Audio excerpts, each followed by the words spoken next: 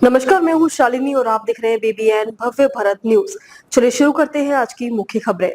Delhi NCR पहुंची Ethiopia के ज्वालामुखी की राख, कई उड़ानें रद्द, एडवाइजरी जारी। इथियोपिया में हुए ज्वालामुखी विस्फोट का असर फ्लाइट्स के ऑपरेशन पर भी पड़ा है।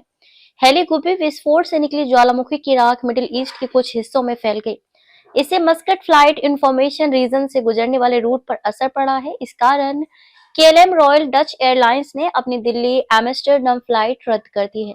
10,000 सालों में पहली बार फटे इस ज्वालामुखी से राख का एक बड़ा गुब्बार उठा और फिर आगे पूरब की ओर बढ़ गया।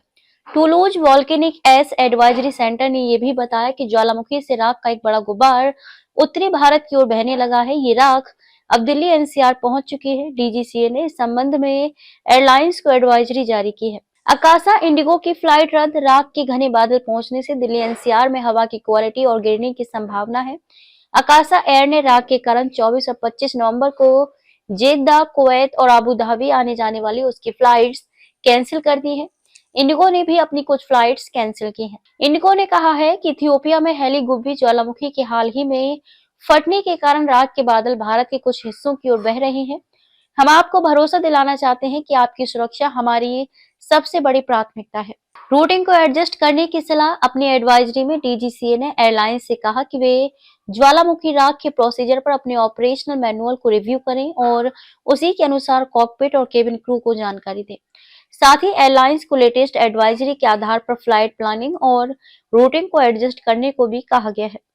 एयरपोर्ट को सलाह दी गई है कि अगर राख का पता चले तो तुरंत रनवे, टैक्सीवे और एप्रन की जांच करें और कंटेमिनेशन साफ होने तक ऑपरेशन रोक दें।